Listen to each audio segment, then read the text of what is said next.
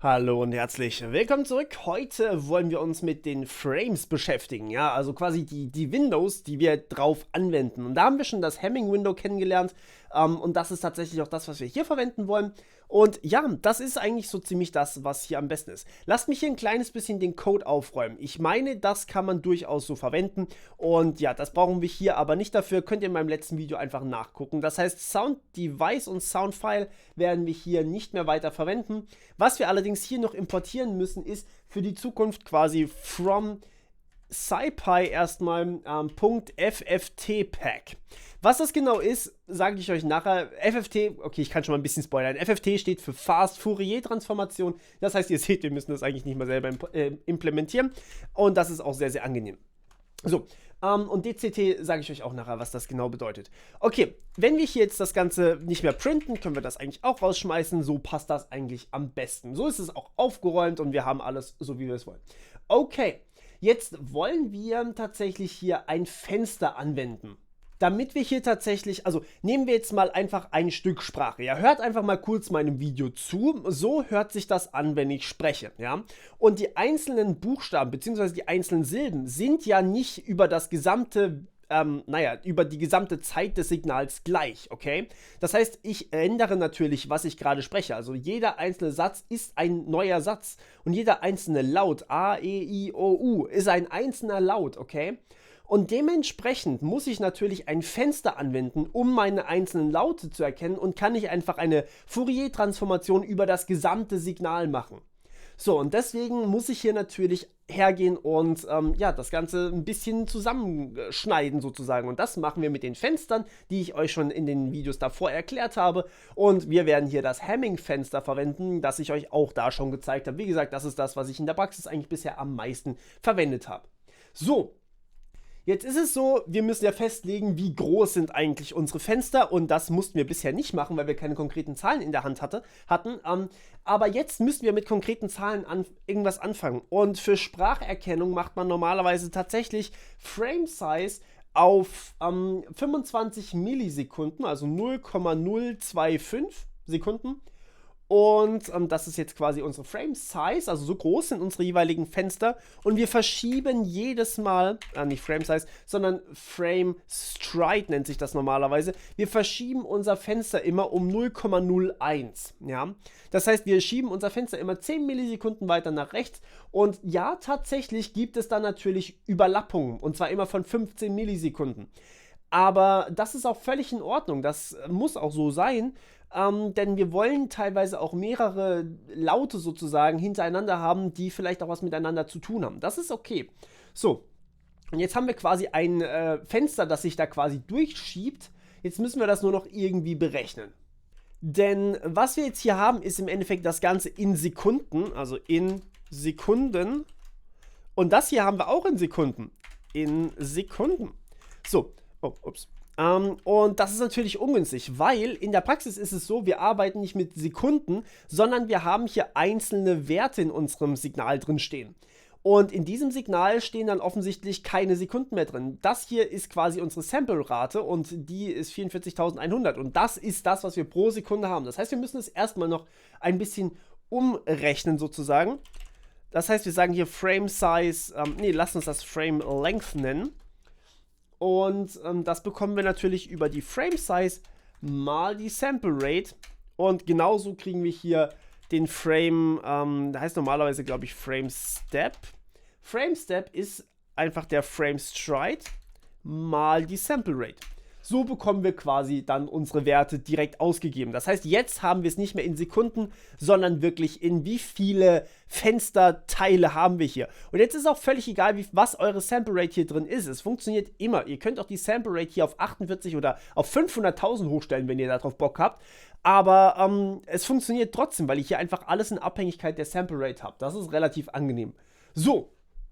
Jetzt ist natürlich noch unser Problem, unsere Sample Rate und unser Frame Stride, die können rein theoretisch, Kommazahlen sein, weil wir hier oben Floating-Zahlen haben. Das heißt, wir haben hier keine Ganzzahlen, nicht zwingend zumindest und deswegen müssen wir das ganze Ding jetzt hier mal, aufrunden. So, wir runden und das runden wir, damit wir halt auch wirklich richtige ganze Zahlen haben hier. Und ja, jetzt konvertieren wir das Ganze noch in int, denn damit haben wir dann kein Float mehr. So, und jetzt haben wir wirklich safe eine Frame-Length und einen Frame-Step, der wirklich eine Ganzzahl ist. Ist völlig egal, ob wir jetzt da 1 nach oben oder nach unten gehen. Ich meine, das sind wirklich große Zahlen jetzt hier. Das ist egal, ob wir jetzt da einen Frame oder einen Dirac-Stoß mehr uns angucken oder nicht. Das ist okay. Aber ja, wir müssen halt aufpassen, dass das auch wirklich in Ordnung soweit ist und dass wir damit auch vernünftig arbeiten können. Denn wir benutzen selbstverständlich Frame Length und Frame Step nachher zum Indizieren in unserem ja, NumPy Array oder in unserer NumPy Liste.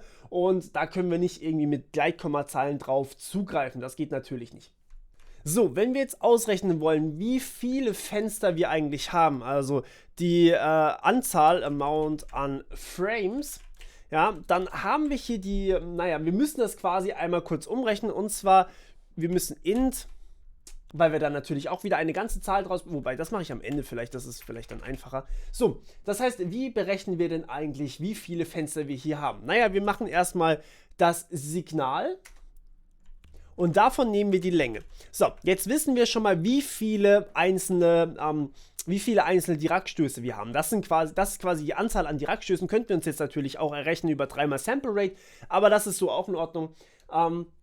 Und jetzt wollen wir natürlich einmal das Frame abziehen, also quasi einmal das Fenster abziehen, damit wir wissen, okay, also Frame Length und Frame Steps sind ja nicht gleich lang. Und wenn wir mit dem letzten Frame ganz hinten angekommen sind, dann hören wir quasi auf. Das heißt, danach geht nichts mehr weiter. So, das bedeutet, wir ziehen hier einmal das Frame ab, also Frame Length ziehen wir ab und teilen dann das alles. Das müssen wir allerdings erstmal noch so, wir teilen das Ganze und packen da jetzt oder teilen das durch den Frame Step. Damit haben wir quasi, wie viele Fenster wir eigentlich hier haben. So, und ja, das müssen wir jetzt leider erstmal noch ein bisschen hin und her konvertieren, damit wir da auch sicher sein können, dass das alles soweit funktioniert hat. Und deswegen müssen wir das jetzt erstmal noch natürlich aufrunden. So, und das schaffen wir mit numpy.ceal. numpy.ceal rundet uns das ganze Ding auf. So. Und danach müssen wir das nochmal in int konvertieren, damit wir da auch wirklich das haben und eine ganze Zahl haben, damit wir damit auch arbeiten können. So, und jetzt überprüfen wir das Ganze mal, okay? Das heißt, wir printen uns jetzt erstmal die ganzen Werte aus. Frame, Step, print vielleicht zuerst. Print, Frame Length, print, was haben wir noch? Amount, Frames haben wir noch. So, Stride und Size haben wir natürlich erstmal fest. Und ja, lasst uns das mal kurz angucken. So, wir haben insgesamt einen Frame-Step von 441. Was natürlich im Endeffekt dem geschuldet ist, dass wir als Frame Stride gesagt haben, okay, wir wollen 10 Millisekunden pro Frame haben und wir haben 44.100 Dirac-Stöße pro Sekunde. Und ja, wir wollten im Endeffekt 100 von diesen Frame-Steps haben pro Sekunde, also passt das hier auf jeden Fall. Frame-Length ist natürlich ein bisschen gerundet, liegt auch daran, dass es so eine komische Zahl ist. Und wir haben insgesamt 298 Frames, also 298 Fenster. Ja, in diesen 3 Sekunden, nur mal so, um das zu illustrieren, wie viel das eigentlich wirklich ist. Okay, so, was wir jetzt machen können, ist, wir können hier tatsächlich uns ein neues Signal zusammenbauen, sozusagen, aus diesen Frames, wobei wir hier vorsichtig sein müssen. Unser neues Signal muss nicht exakt dieselbe Anzahl an Frames oder an Dirac-Stößen haben wie unser ursprüngliches Signal, weil wir hier auch ein paar Mal gerundet haben. Das heißt, es kann sein, in den ganz, ganz schlimmen Fällen, dass wir hier nicht exakt auf dasselbe rauskommen. Und deswegen müssen wir uns das kurz neu errechnen. Und zwar, ja, das nennt sich auch tatsächlich Padding. Ich schreibe jetzt hier einfach mal New Signal Length hin und das wird berechnet als die Anzahl an Frames, also die Anzahl Amount of Frames mal den Frame Step, also wie lang die jeweiligen Frames sind, plus am Ende natürlich nochmal einmal Frame Length, weil wir natürlich dann ans Ende gehen. So, und jetzt vergleichen wir die doch einmal ganz kurz hier. New Signal Length und dann sagen wir hier print die Länge des Originalsignals.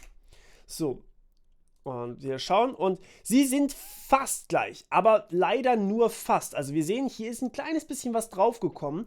Nicht ganz exakt gleich und wie gesagt, das liegt einfach daran, dass wir ein kleines bisschen runden müssen.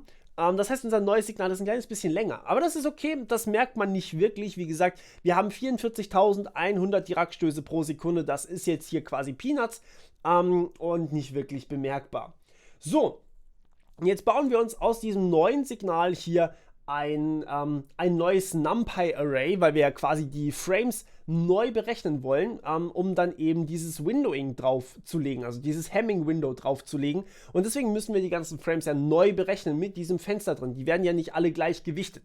So, und dementsprechend müssen wir jetzt hier sagen, okay, wir wollen jetzt hier ein neues NumPy-Array haben, das quasi auch diese zusätzlichen Frames enthält. Also wir wollen diese übrigen 220 neuen Frames dann noch drin haben. Das heißt, wir sagen hier Padded Signal ist gleich. Und hier können wir jetzt dann einfach sagen, wir nehmen uns das ursprüngliche Signal, also NumPy.append. Wir nehmen uns das ursprüngliche Signal, und zwar Signal, selbstverständlich, und hängen dort sozusagen das neue hinten dran. So, das neue Signal existiert aber noch gar nicht. Wir brauchen erstmal einige Nullen und das machen wir, indem wir sagen hier NumPy.zeros.